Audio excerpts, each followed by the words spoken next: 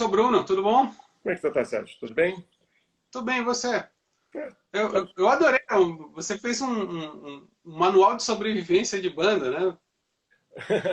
Você diz, o livro? Cara, eu adorei o livro. Obrigado. Eu achei muito bonito. E o que me chamou a atenção é que, assim, vocês começaram como fãs daquela geração dos anos 80, né? Você deixa isso bem claro, que você cantava música do Lulu Santos, você cantava músicas de artistas que depois se tornaram seus contemporâneos, mas antes vocês foram fãs e depois vocês entraram naquele movimento, né? Sim, a gente nem imaginava que a gente fosse entrar naquilo tudo, entendeu? Assim, nós começamos gostando dessas bandas, vendo elas surgirem e admirando aquela geração que estava surgindo. E eu me lembro de uma vez que a gente foi assistir Paralamas, provavelmente no Morro da Urca, no Rio de Janeiro, e aí a gente olhando aquele palco todo, o Miguel olhando para mim, já imaginou se a gente um dia estiver lá em cima tocando nesse palco? E eu falei assim, cara, para com isso, pô. Você tá, deixa de ser megalômano, não sei o que e tal. E ele falou assim, que isso, cara? Poxa, tem que sonhar com as coisas, sei o que e tal. E a gente não imaginava, entendeu, que as coisas fossem ter uma guinada tão rápida. Porque essas pessoas todas que nós estamos falando, né, Lulu teve o Vima, né, teve tanta coisa, lutou por tanta coisa. Lobão teve aquelas histórias também, sabe, Blitz, para depois o cena de cinema. Eu conheci o Herbert já, assim, dando os primeiros tratos à bola ali, né? Do qual coloco isso no livro, que, pô, quando eu conheci ele, ele estava falando para mim, cara, eu montei uma banda com o nome de Paralamas de Sucesso, né? Você acha o nome legal? Né? Então, assim, você vê o nascimento dessas bandas todas, é uma coisa que é muito interessante para a gente, e nós não conseguimos imaginar que, sabe, a gente fosse ter esse caminho todo também. Basta dizer que nessa época, né, os Rolling Stones comemoravam, um pouco antes, né, mas os Rolling Stones estavam comemorando 20 anos de carreira. É. A gente fala, nossa, 20 anos de carreira, a gente está com 35 anos de carreira. Tudo bem, estão lá com 50 e tantos anos de carreira, continuam sendo o norte da bússola, mas tem isso, né, Sérgio? Tem uma expressão que você usa no livro sobre o Cazuza que eu dei muita risada, que você fala que ele estava vaporizando álcool Mas foi muito engraçado isso, cara, no dia. Ele completamente embriagado, sabe? Assim, eu consegui. É tão engraçado porque a minha memória, eu consigo sentir o peso dele, né, apoiado no meu ombro, sabe? Cara, é demais! Então, né, e aquele cheiro de álcool todo ali. Assim, não foi uma força de expressão. Foi exatamente aquilo que aconteceu mesmo, né? E depois o Cazuza foi para a Polygram, que era justamente a gravadora onde nós estávamos, então a gente esteve um pouquinho mais próximo, né, e acompanhamos os momentos já derradeiros dele, com ele gravando Burguesia, né? Era, todo dia tinha uma novidade, o Cazuza não veio hoje, está doente, voltou a febre. A gente acompanhou muito esse processo da gravação do Burguesia enquanto a gente fazia outro disco, né? Assim, nunca fomos, na verdade, eu acho que é uma coisa que eu tento frisar no livro, assim, é um misto de coleguismo com, ao mesmo tempo, você falou, sabe, uma idolatria, entendeu? Porque, tipo, eles eram muito legais e nós éramos muito novos para realmente ter ali uma afinidade, entendeu? Nós éramos realmente muito garotos para a maturidade e até para a inconsequência deles, entendeu? Então, a gente tinha esse gap, né? essa diferença de tempo, que quando você tem ali em torno de 20 anos, faz uma diferença realmente. E então a gente falava, cara, a gente está aqui junto com essas pessoas, né? Mas ao mesmo tempo nós não somos como eles, então a gente não se enturmava tanto, sabe? A gente se encontrava pouco, não era de ficar ligando um para casa do outro, etc. Eles sim, eles entre si muitas vezes, mas a gente era mais low profile nesse sentido. Às vezes eu tenho a impressão que o Biquíni foi uma banda mal compreendida, assim. Quando vocês estouraram com o Tédio e no Mundo da Lua, ficava parecendo que era uma banda muito retrô, assim. Tipo, sei lá, João Penck e seus Miquinhos Amestrados, com influência dos anos 60. E no livro é muito bonito quando você fala das tuas influências, né, quando você vai morar em Colchester. Uhum. E o choque cultural que você tem quando conhece The Jam, conhece o punk e o pós-punk ali, assim. Você acha que faltou um pouco mais de verbalização do Biquíni? Vocês falarem, não, a gente faz outro tipo de música, a gente não é uma banda retrô. Sérgio, a gente... como é que eu vou dizer isso? Nós não imaginávamos, sabe? Nós não tivemos um planejamento interno nosso para entrar no mainstream. O mainstream estava aí atropelando a gente. Então, assim, eu acho que é muito importante porque, tipo, meus colegas, eles já entendiam que aonde eles estavam, porque era onde eles queriam chegar não sei quanto tempo. Então, havia toda uma preparação de como se posicionar, como se colocar, o que dizer, entendeu? Alguns deles já tinham assim em mente do tipo, não, eu vou ocupar um espaço X dentro da música brasileira, entendeu? O cara já tinha uma aspiração. Acho que não. A gente fez um disco, que foi o primeiro, e, pô, quando a gente foi preparar para o segundo, a gente só tinha 3 músicas, sabe? Assim, foi muito legal ao mesmo tempo, porque a gente teve que exercitar o lado de composição, assim, do tipo, não, a gente não fugiu da raia, mas não era como, por exemplo, alguns artistas que já tinham assim um longo repertório que ainda estava por gravar.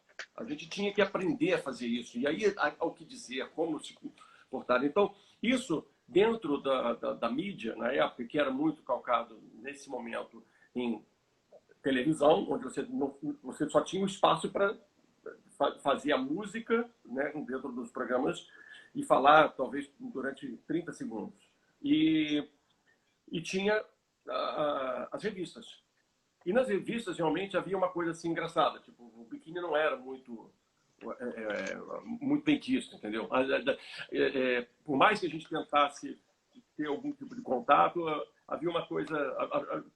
Havia ali um distanciamento, entendeu? E havia um julgamento, talvez, não, o Biquíni é isso, o Biquíni não vai durar um verão, o Biquíni assim, fazendo uma comparação curiosa, sabe? Tipo, nós éramos o Restart da década de 80. Né? Assim, ou seja, era uma banda, né? Assim, com suas capacidades e incapacidades, porque assim, seria exigir demais da gente ser virtuoso aos 18 anos. Né? Mas, assim, a gente tinha uma capacidade de fazer coisas ali dentro, de se expressar, de dizer as ideias, mas, assim, quem ia dar bola para aqueles meninos, entendeu? Então a gente sentia isso um pouco, o peso dessa história. Quando a gente fez 30 anos, que a gente foi fazer uma entrevista, eu dizendo, os meninos do Biquíni, né? Eu me lembro, pô, mas a gente é menino ainda? Quando a gente fez 40 anos, que começavam os meninos do Biquíni, eu falei assim, muito obrigado, valeu. Que bom que ele está me chamando de Índia, entendeu?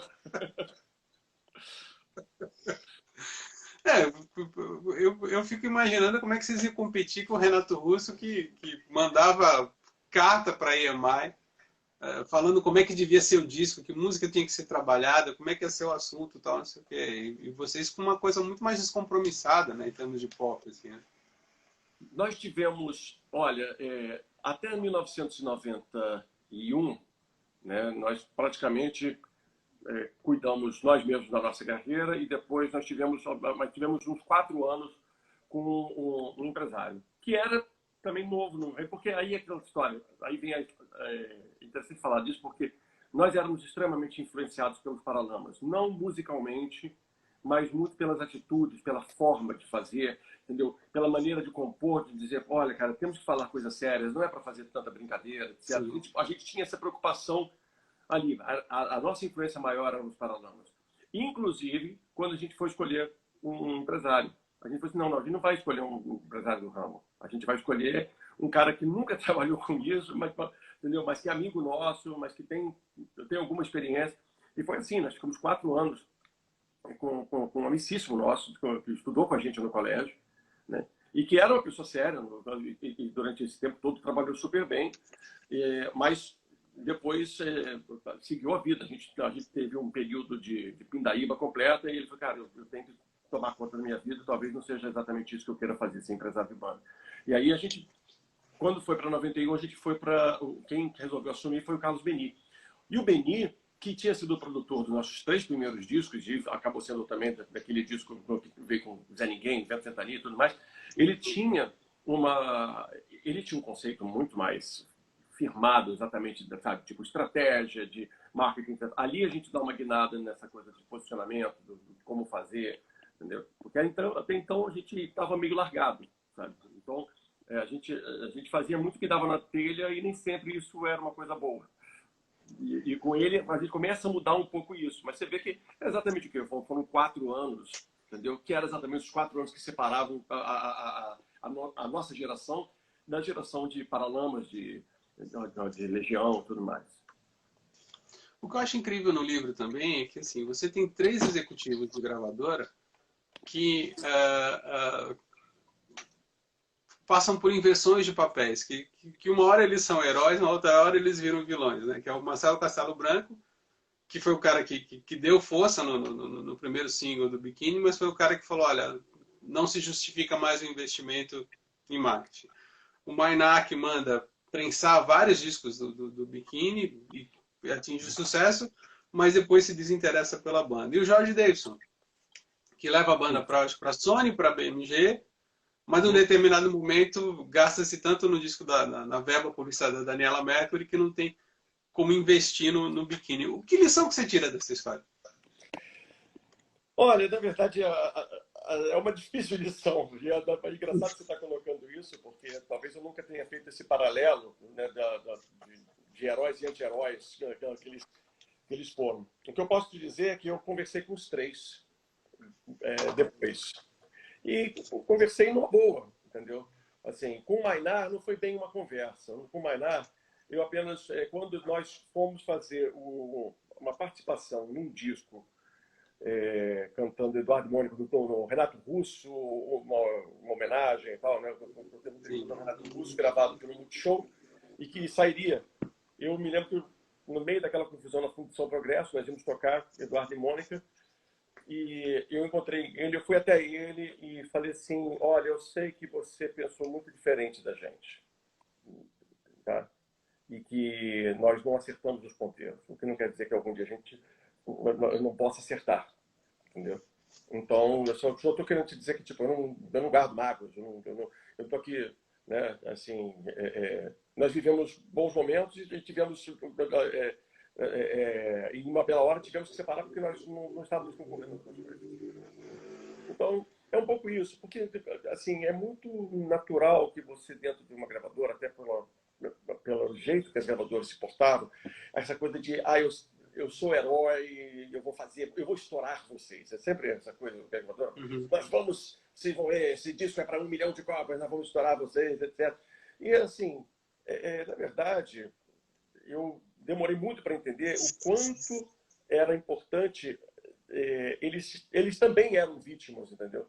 Os executivos das gravadoras, das majors, tinham que prestar contas gigantescas para as suas matrizes. E eram matrizes de fora, que não estavam nem um pouco preocupados. Foi aí que eu entendi a quantidade de coletâneas que eram lançadas para justamente, entendeu, fazer caixa, né? Então, às vezes, você estava vendo que está ruim aqui, faz coletânea. Por que coletânea era bom para a gravadora? Porque, eu estou falando isso mais até para o público que está vendo, né? A coletânea era boa para a gravadora porque praticamente todos os contratos firmados com os artistas diziam o seguinte, se você tem aqui 10% de royalties, né? Quer dizer, tipo, se o disco custa 10, vai entrar R$1 para você, né? Mas se for uma coletânea, vai entrar 50 centavos, né? Então, assim, eles conseguiram morder um pouco mais e era um disco que se vendia em grande quantidade para grandes magazines e tudo mais. Então, assim, eu comecei a entender como é que funcionava. Um dia, uma pessoa que trabalhava dentro da gravadora chegou para mim e falou assim, sabe qual é o problema? Vocês são muito ingênuos. Assim, vocês ainda não entenderam que para vocês darem certo na gravadora, vocês têm que dar um baita prejuízo nelas, porque elas vão correr atrás mas é certo, é certo. Tem um momento no livro em que eu conto isso, assim, né?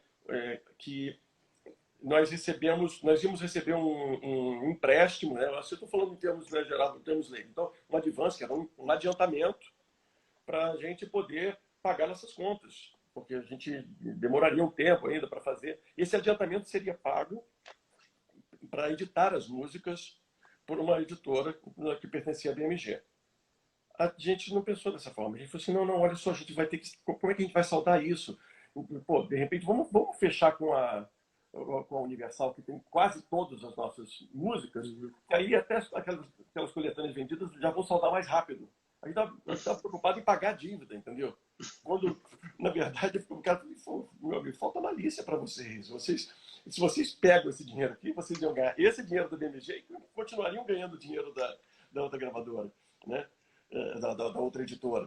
E nesse ponto a gente realmente demorou muito para cair a ficha. Eu acho que até pela nossa índole mesmo a gente não conseguiu nunca fazer esse trabalho, assim, essa coisa de vou morder e dane-se vocês. Então, dos três, o Marcelo Castelo Branco, na verdade, talvez dos três, quem não foi exatamente um diretor artístico, não, gente, foi um gerente de produto. Né? Então, na época, o diretor artístico era o Bahia? Não, era o Menescal, né? Menescal. O diretor era o Menescal, entendeu? Então, mas quem trouxe a gente, né, quem fez o primeiro contato foi o Marcelo Castelo Branco.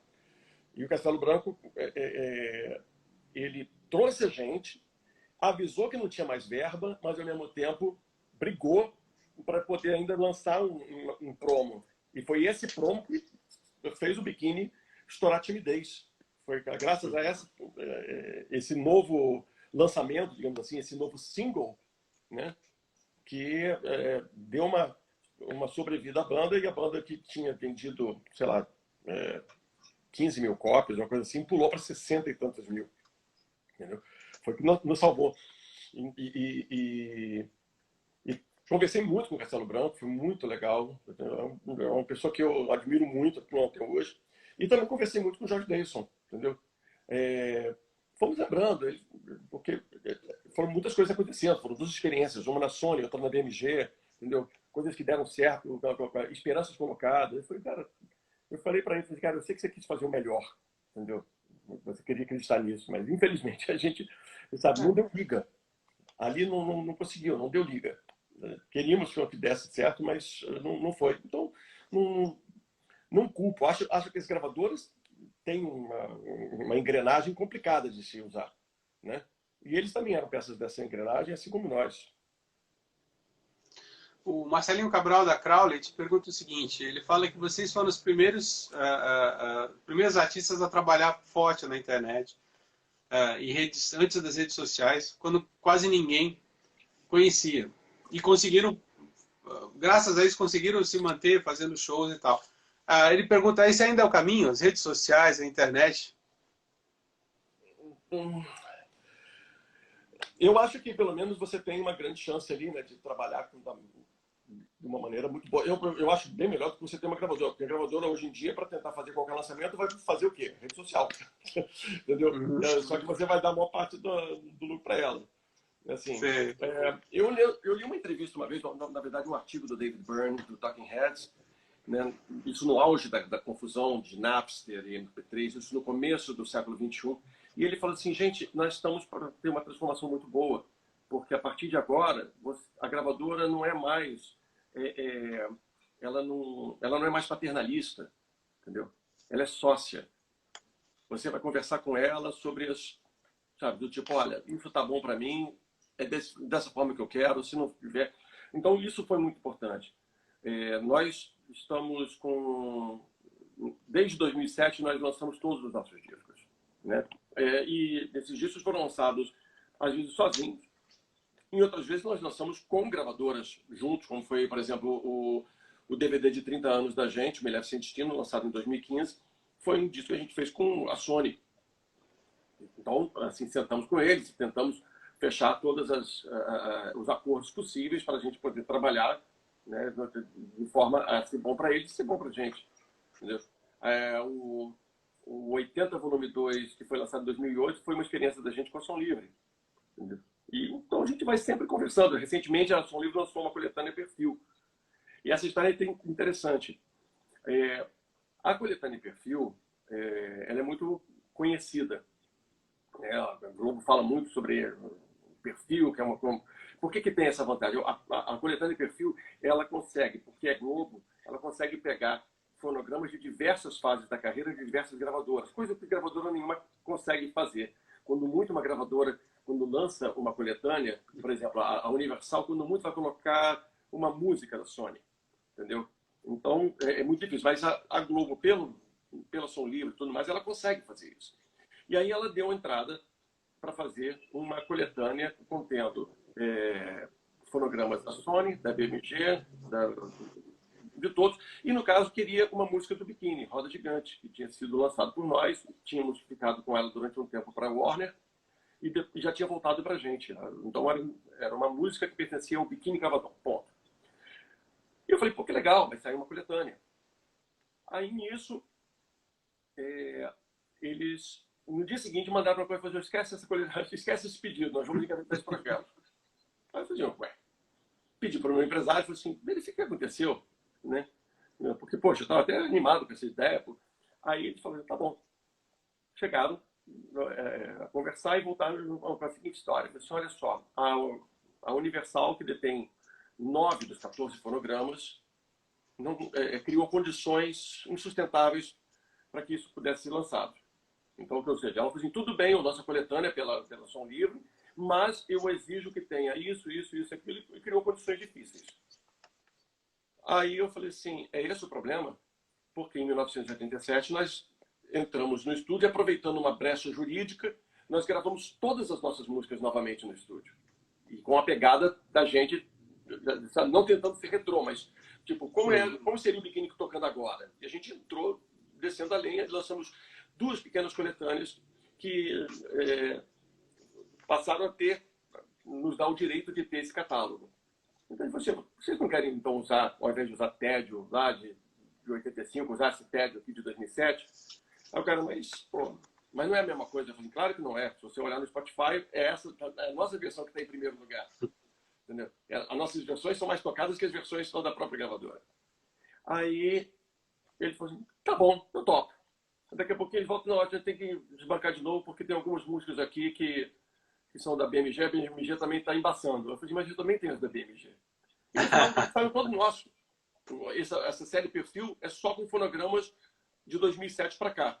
Músicas, algumas naturalmente antigas, da década de 80, mas que foram regravadas e que foram colocadas todas lá. E a gente aproveitou até para colocar algumas coisas que são raras, assim, do tipo, a gravação de Vou Te Levar Comigo é a gravação original que passava no programa de televisão O Mundo Afora, e não a versão que a gente fez ao vivo pela DEC, ou não a versão que a gente... A gente foi dando pequenas coisas assim que, para um fã, faz a diferença, entendeu?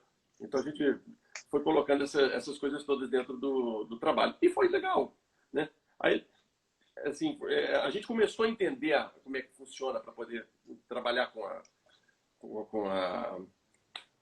uma gravadora, né? E como participar com ela dos lançamentos. O Thiago Durans pergunta para você qual a importância dos festivais para o rock nacional. Para o Biquíni, eu acho que foi fundamental. O que acontece? Nós aprendemos, e isso foi muito importante ter acontecido. Nós já tínhamos vivido isso um pouco na década de 80, com alguns festivais, o pop rock principalmente. A partir de 97, o pop rock de Belo Horizonte volta com mais força no Estádio Independência. E nós fizemos, de 97 a 2003, praticamente todos os eventos de pop rock, do Festival Pop Rock de Belo Horizonte. E sempre que a gente entrava, era muito importante porque a gente dava o recado para a ficha cair ao mesmo tempo em 30 mil pessoas. E isso é uma coisa que faz muita diferença. O festival ele consolida muito a carreira de um artista, porque não é uma pessoa que foi num show para 1.500 pessoas, entendeu? Assim, quando você tem um festival que é muito grande, são várias pessoas no dia seguinte comentando aquilo. A gente fez isso, o Ceará Music foi isso pra gente. Quando nós fizemos o Ceará Music, tinha 11 anos que a gente não tocava lá. 11 anos sem tocar no Ceará, não é em Fortaleza, no Ceará. E a gente sobe em cima do palco com 2 artistas de nome, peso, antes da gente e depois da gente. A gente falou assim, cara, se a gente não fizer alguma coisa, as pessoas vão procurar o banheiro, elas vão aproveitar para comer um sanduíche, sabe? Vai ser a hora de descansar. O show da gente não pode ser o descanso. E aí a gente fez um show com muita energia e, passado uma semana, os organizadores ligaram para o escritório reclamando, do tipo, olha só, vocês estão pegando esse fã-clube e votando demais aqui no Biquíni Cavadão, na nossa enquete, vocês estão estragando a nossa enquete. Foi aí que a gente... Aí o empresário falou, desculpa, mas tem 11 anos que a gente não toca aí, como é que a gente poderia ter criado um fã-clube 11 anos sem aparecer no estado, entendeu? Isso não está sendo feito por nós. Nós estamos surpresos com o que você está falando.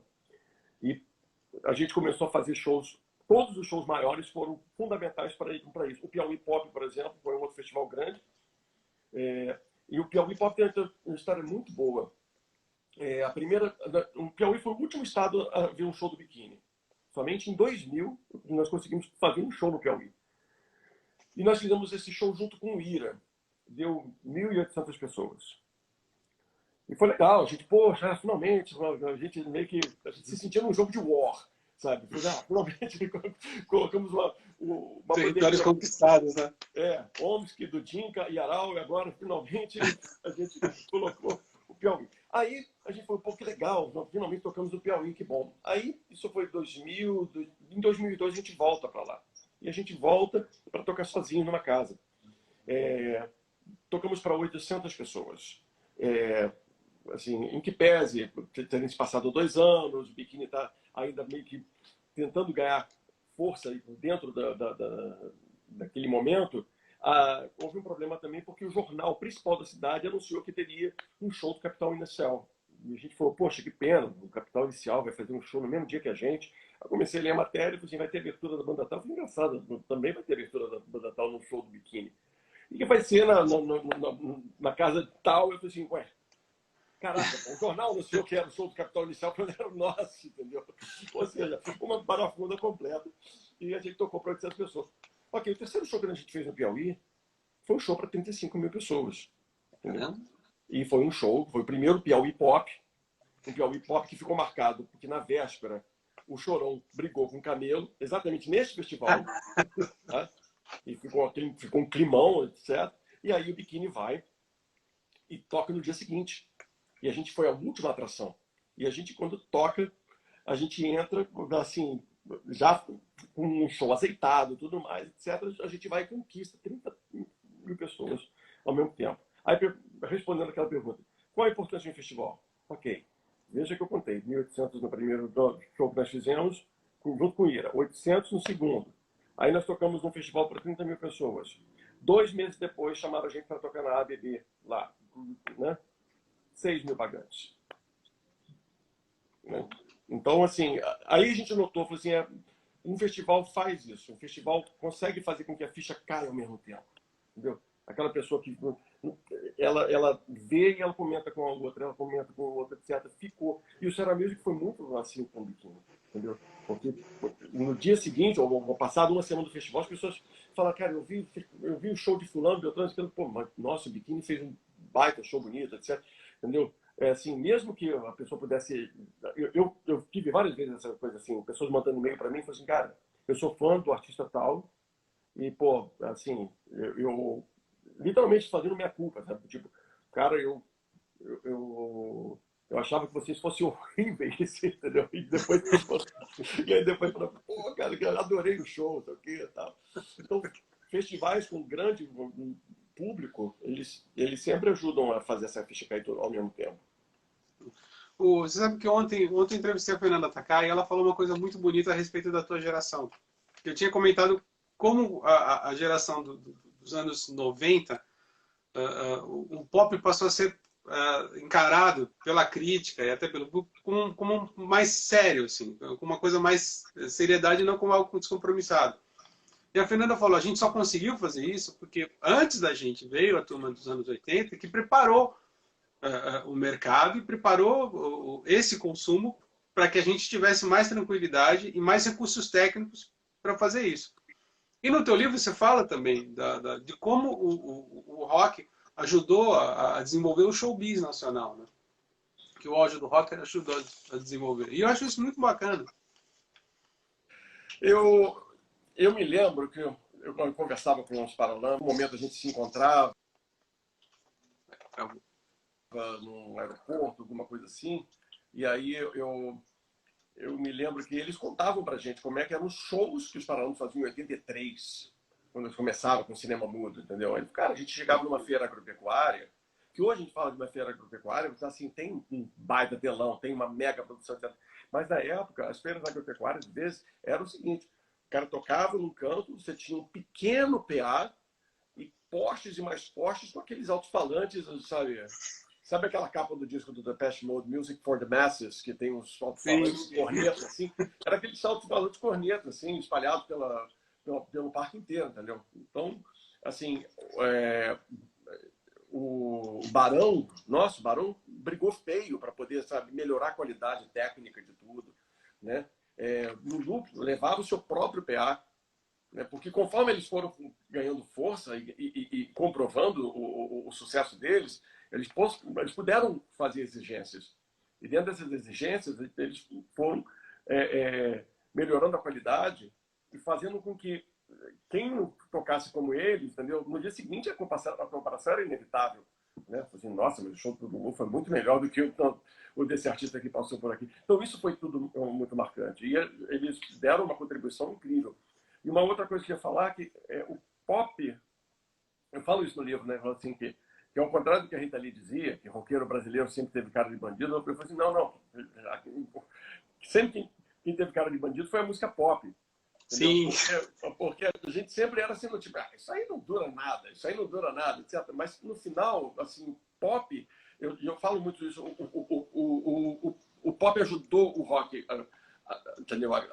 a cair na estrada. Eu sempre falei isso assim, com meus amigos, eu disse, cara, para um Charlie Brown Jr. vir com toda a raiva, entendeu? Era necessário um Jota. Sim. Para que a plebe rude pudesse dizer e vociferar tudo que ela estava dizendo, foi necessário, entendeu? Uma Blitz e um Kid de Abelha darem a base, né? Para um rádio falar assim, ok, eu tenho um Kid de Abelha para contrapor a agressividade numa programação de rádio, entendeu? Então, assim, eu acho que a música pop ajudou muito todo o rock brasileiro. E o Biquíni muitas vezes foi extremamente pop e eu acho que assim nunca fomos o perfil de roqueiro, etc. Eu falo que o Biquíni é rock nacional na medida em que rock é uma coisa tão vaga que vai desde de Blitz a conexão de moto conexão Japeri e Cidade Negra. Era tudo rock. Mas a gente teve a gente tinha uma influência inglesa, né? E talvez por isso algumas coisas ali. Eu acho que uns dias atrás o pessoal falou, qual é a banda que você tem, que você pudesse comparar o Biquíni, etc. E eu falo, cara, talvez o Madness. Não pela onda que o Madness fazia, mas por essa coisa, sabe, especialmente nas canções mais carregadas em piano e tudo mais que eles faziam, né? E porque era extremamente descompromissado. Era alegre, descompromissado, não era tinha um bom humor, tinha uma ironia sem ser exatamente uma Mamonas, entendeu? Né? Então tinha talvez uma coisa que era uma banda que eu realmente, quando eu voltei da Inglaterra, eu voltei muito influenciado por eles. Nossa, eles eram ótimos. É. Olha, o Marcelo Castelo Branco acabou de falar que Biquíni é minha banda do coração. Oh, que lindo. Outra coisa interessante que eu vejo, o Charles Gavan deu uma entrevista no jornal Zero Hora, que ele comenta que talvez, entre aspas, o defeito da geração dele foi não ter investido tanto na produção de shows como os sertanejos fizeram. E que hoje, quando as pessoas pedem uma música de fácil assimilação, elas vão no sertanejo, porque o sertanejo tem esse tipo de entretenimento. Você acha isso? Faltou um pensamento de grande show, assim, para outra geração? Não, eu discordo um pouco dele, porque, na verdade, assim, tudo que nós queríamos fazer em termos de shows, os Titãs fizeram shows com cenários lindos, sabe? Levavam uma qualidade técnica incrível para esses shows. eu relato que, poxa, nós demoramos muito para isso, mas no terceiro disco a gente já começou a tentar criar a mesma estética, cenários, coisas que pudessem... A nossa preocupação era tornar o show viável para quem contratava a gente, sem exageros, entendeu? Mas eu acho que o que falta mesmo para o rock, o que faltou muito, foi uma coisa que o sertanejo faz à torta direita. Tipo, você não vai num show do Rapa e o Rapa resolve tocar uma música, por exemplo, dos Paralamas, ou resolve tocar uma... Sabe, você não vai no show da Legião que resolve tocar uma canção do Engenheiros, sabe? E, assim, e o Biquíni sempre brigou muito por isso, assim. Tanto é que quando a gente tem shows junto com vários artistas, né, a gente chega no camarim e fala assim, cara, vamos tentar fazer alguma coisa juntos, porque a gente sempre pensa, o público ali que está presente vai se sentir testemunha de um momento único. E é legal essa coisa. Então, por exemplo, nós já fizemos incríveis encontros com os Paralamas, com o Capital, com o Humberto Gessinger, assim, a gente sempre tenta viabilizar isso, porque nós achamos que, poxa, o público merece isso. E porque, na verdade, sabe, não haveria por que não fazer, né? Eu admiro o trabalho que eles fazem, eu acho que, poxa, eles têm discos interessantes. Às vezes o que acontece muito é um determinado artista talvez está muito isolado no mundo dele, ou talvez não queira fazer, mas, assim, no geral, eu acho que tem essa troca de informação, né? Você sempre busca. Eu sempre queria saber o que os meus colegas estavam lançando, né? E sempre falava, pô, cara, que música legal, tem uma música aqui escondida desse disco que é incrível, por que vocês não trabalharam ela? Isso aqui e tal. Então, eu acho que o sertanejo faz muito isso, entendeu? Eles conseguem, eles são, e não só o sertanejo, veja que o axé também fez muito disso, sabe? Né? O rock não, às vezes eu falo, poxa, sabe, não, seria tão legal se você fosse num show de rock e de repente estivesse tocando. Tanto é que o Biquíni acabou fazendo isso assim, naturalmente. A gente fez um disco de regravações e colocou as músicas todas. A gente tocava Juvenília, do RPM, a gente tocava Em Toda Forma de Poder, a gente tocava Educação Sentimental 2, né? Sabe? E depois, algumas dessas músicas acabaram vingando. Cartões Missionários, a gente fala que é tipo filho adotivo nosso hoje em dia. A gente toca uns e outros, né? E quando a gente encontra com os caras, é uma festa, né? Nenhum de nós também, sabe? Acho muito importante que a gente possa fazer mais isso. E não só como uma estratégia, mas, acima de tudo, por uma questão de... Pô, o público está ganhando muito. Eu lembro uma vez o Netinho, assim, quando a banda Beijo começou a estourar, e ele falava, a gente no axé, música boa e popular, a gente aproveita e transforma em axé. E citou Vento Ventania, né? Tocaram muito. Que a banda Beijo tocava em show, Tocaram muito, João Vento Ventania. A Asa de Águia tocou Vento Ventania. Então, cara, metade do axé, a música tocava muito em Salvador. E é tão curioso, porque a gente teve há um descompasso na década de 90 pra gente. Ao mesmo tempo que foi no princípio da década de 90, a gente fazendo show pra caramba, nós não fizemos, a partir de 93, mais shows no Nordeste. A gente fez muito pouco, entendeu? E isso abriu a chance de muitas bandas, né, tocarem nossa música por lá, né? E a vida continuava, entendeu? E a gente falava, cara, como é que a gente vai fazer show lá? Como é que a gente vai... Esses percalços todos, né, foram, na verdade, um grande aprendizado para a gente. E encontramos uma vez com o Netinho, falamos com ele, tanto é que em 94 a gente acabou gravando com o percussionista do Netinho, de tanto que a gente se encontrou. Ele teve uma vez fazendo um pouco um trio em Copacabana, nós fomos participar do show dele, cantando Ventania e tal. Sim. E voltando à questão do pop também, é curioso como, eu acho que no Brasil, isso eu falei com a Fernanda também, as pessoas têm uma concepção errada do que seja música pop e de como ela é feita. As pessoas acham que é muito fácil fazer música pop. Aí você vai pegar as biografias, sei lá, dos caras do Duran Duran, do Blondie, você vê o quanto os caras racharam a cabeça para achar o arranjo certo, o refrão que funciona melhor, né? A roupagem que eles vão dar, assim.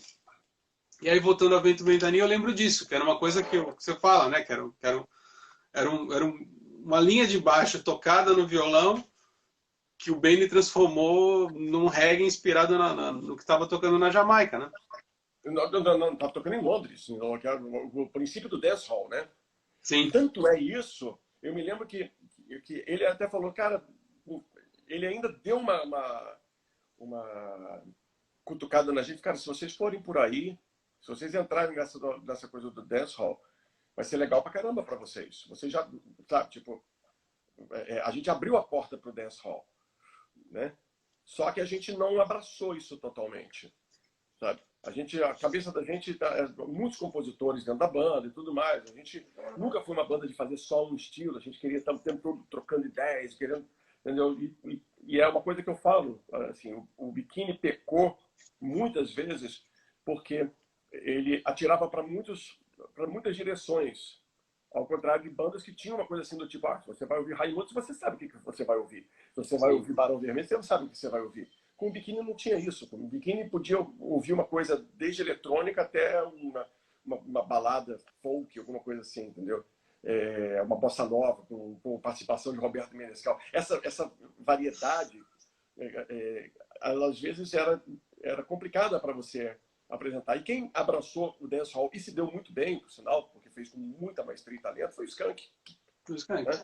Né? Então, assim, ele exatamente, ele navegou exatamente nessa porta que foi aberta com o Vento Ventania, né? E fizeram muito, muito bem. Então, quando você tem essa coisa, eu acho que, assim, das bandas da década de 90, talvez o Bikini tenha a relação mais próxima da gente seja talvez o próprio Pato Fu, entendeu? Porque justamente o Pato Fu tinha essa coisa também de, sabe, fazia coisas inesperadas. E o Bikini fazia muitas coisas inesperadas.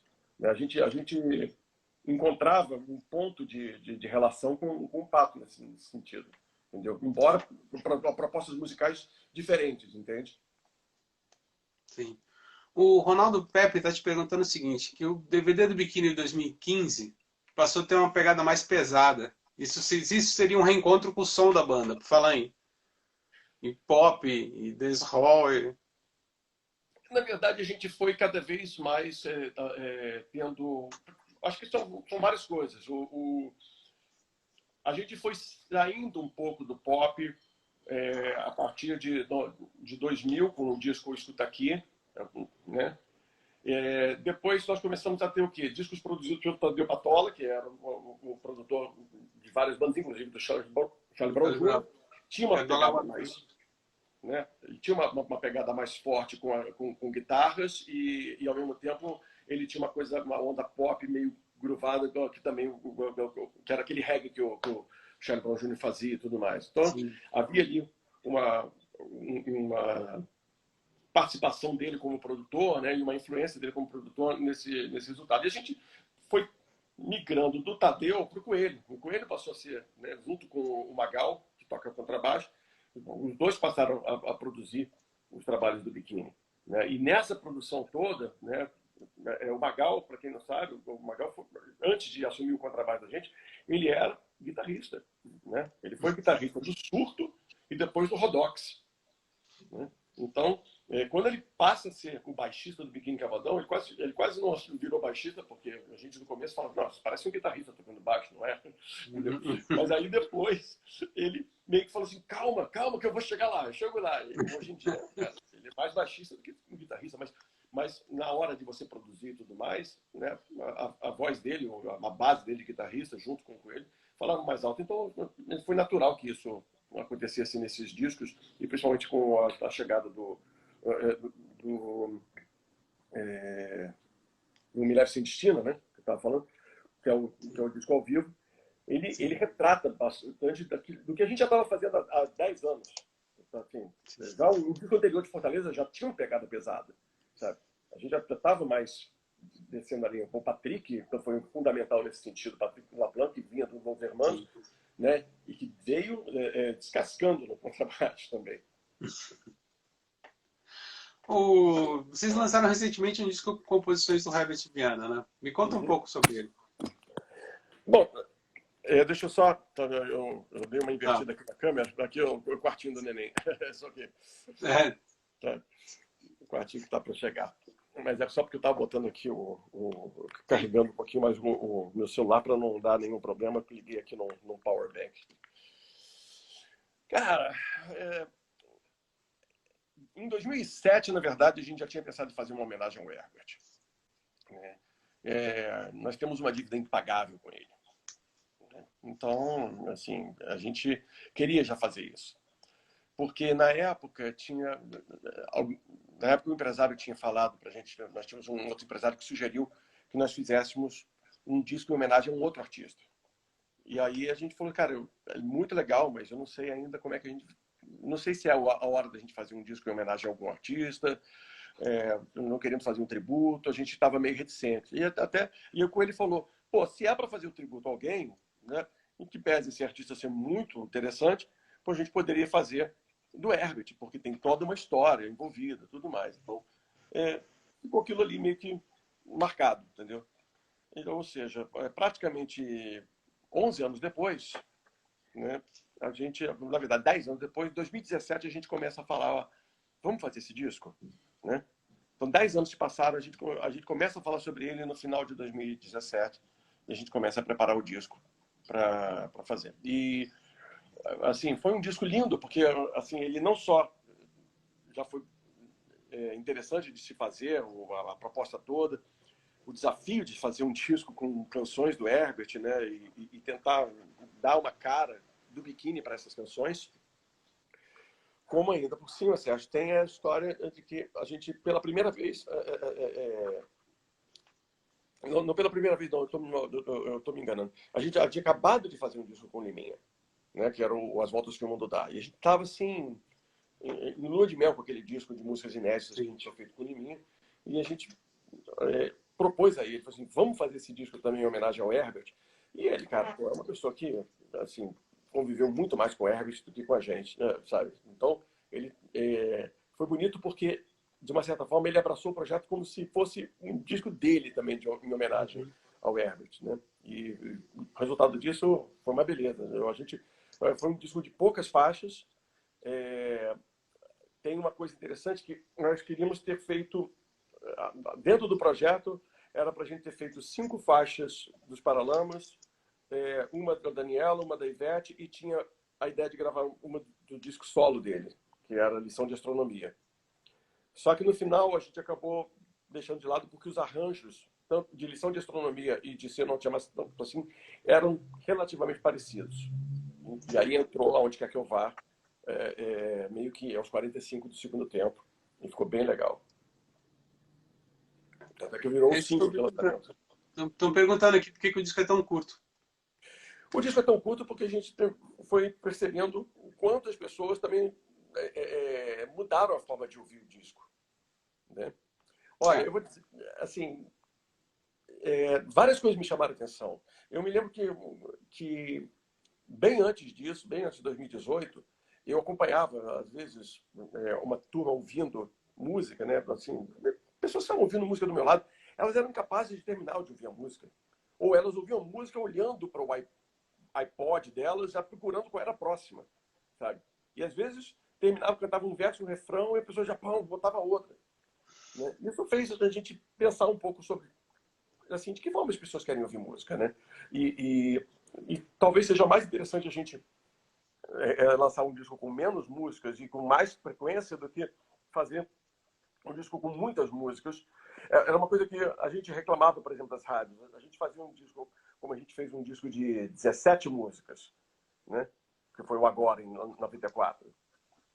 Pô, 17 músicas. Se nós tivéssemos lançado 2 discos de 8, teria sido melhor. Porque mal... A gente lançou esse disco de 17 músicas e, passados 6 meses, os radialistas falaram, não, esse disco está velho. Sabe? Eu falei, como o disco está velho? A gente não mostrou nem 2 músicas do disco. Ah, não, ele está velho. Entendeu? Então a gente começou a pensar sobre essa forma de apresentar.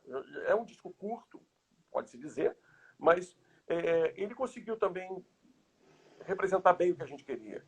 Entendeu? Porque se a gente começasse a fazer música demais, talvez a gente não conseguisse dar a nossa cara para tudo. Sabe? Então, para cada uma daquelas músicas, foi um trabalho do cão para a gente, sabe, falar como é que isso pode soar como Biquíni Cavadão. Imagina, cara, uma banda que tem o melhor baterista do Brasil, né? Pô, que tem um puta baixista, que tem um guitarrista que, poxa, é incrível. Um virtuoso, né? Exatamente, a gente falou assim, cara, agora a gente vai fazer uma versão. Cara, primeira coisa, não pode ser parecida com a deles, porque senão a comparação é inevitável. Né? Uhum. Então, eu falei, eu não quero que compare, assim, nesse sentido. Eu quero que as pessoas ouçam como o Bikini tocando. E o Bikini vai fazer uma versão que não é nem melhor nem pior, é diferente só, entendeu? Sim. É só uma luz diferente no prisma. É como você ouvir... eu acho que tem artistas que conseguem fazer isso, às vezes. Fazer um arranjo tamanho tão diferente para a música, que às vezes aquilo, né, passa a ser quase que uma segunda versão da música. Né? É como você ouvir... Nossa, Sozinho, por exemplo. Né? Sozinho do Peninha. Né? E do Caetano. O Caetano deu uma versão incrível para ela. Né? Então, tem essa coisa. Às vezes você tem... Eu gosto muito de ouvir versões. Às vezes eu tiro um dia aqui em casa e eu penso numa música e falo assim, quantas versões existem dessa música? E aí eu boto para tocar, entendeu? E aí eu faço um playlist no Spotify só tocando a mesma música e vai tocando. E aí tem músicas, tem versões que assinam, o cara consegue assinar o arranjo, e tem outros que consegue assassinar.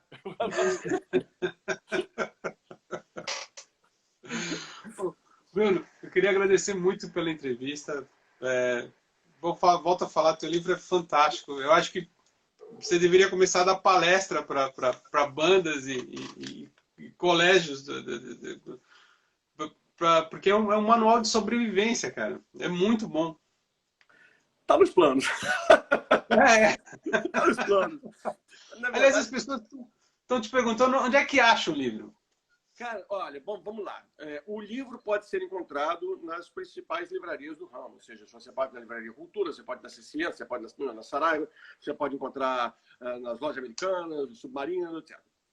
Agora, no site do Bikini, www.lojabikini.com.br, ou vai no site do Bikini mesmo, lá está escrito loja, você clica.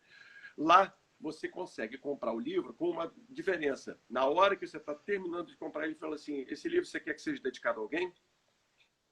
Que legal. Aí o livro vem para minha casa e eu vou e autografo antes de mandar. Demora um pouquinho mais, mas o pessoal chega. Só que os últimos que eu tinha em casa, né, que os últimos que eu recebi, a última remessa terminou essa semana. Sim. Então eu vou fazer... A gente vai fazer uma encomenda com a coisa, vai chegar uma nova remessa aqui para casa e a gente vai anunciar e em breve a gente vai poder fazer. Ou seja, que é um livro autografado mesmo, né? Mas não é um livro autografado carimbado, é um livro realmente que é um a um que eu pego e falo assim, qual é o seu nome? Né? Aí, Hermenegildo. Hermenegildo, daqui, um grande abraço, tal. Entendeu? Eu coloco o nome que a pessoa quer. Às vezes, tipo... Maria, José e João. Por exemplo, Maria, José e João. Não é um nome, é o que a pessoa quer. E assim a gente consegue falar, entendeu? Então, por isso que não está... Realmente está fora de catálogo nesse momento no site do Bikini, na loja do Bikini. Agora, quem quiser o livro, né, pode fazer. Inclusive, tem versão Kindle também. Tá? Então, existem várias maneiras de você ler o livro. Eu esperaria pela edição, cara. O livro vai sair com uma revisão grande agora, porque eu aproveitei, vi que tinha vários pequenos erros, coisinhas bestas, maus datas, alguns erros de tipografia, crase, nunca pensei que fosse errar tanto com crase, entendeu? Mas assim, corrigi tudo e aproveitei para botar na dedicatória dessa vez já o nome do Leonardo, que é o meu filho que está para nascer. Então, com isso... Bem-vindo, Bruno. Obrigado, poxa. Então, mestre, um abraço, muito obrigado. Seu livro está chegando aí, hein? Por sinal. Pô, obrigado. E que Leonardo venha para nos iluminar, né? Com certeza, cara. Eu acho que a criança sempre nos rejuvenesce, entendeu? E olha, quero agradecer a todos que estão aqui assistindo essa live. Quero mandar o Cassiano Caciba, tá? De Belo Horizonte, mandou um abraço para você. Tá? Grande Caciba. Tá bom? Um abraço, mestre. Obrigado. Valeu, pessoal. Muito obrigado. Valeu.